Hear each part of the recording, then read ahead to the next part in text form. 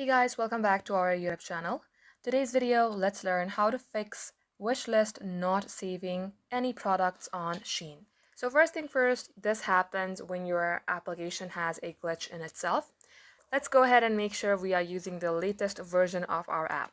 Head over to Play Store. At the search bar, simply type in SHEIN. If you see update, tap on update, and if you see open, that means your application is already using the latest version. So you may go ahead, skip this, and head over to your settings.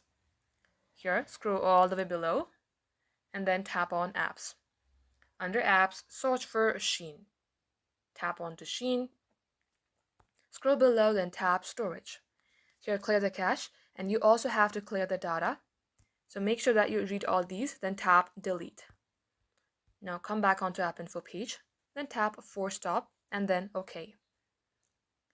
Now here you have to restart your device. So long tap onto our power button and restart your device. Once done, launch your SHEIN application, try again, and this shall work. If your application is not being able to add items in your wish list, you can also go ahead use any web browser for temporary purpose, and after a couple hours your app should work.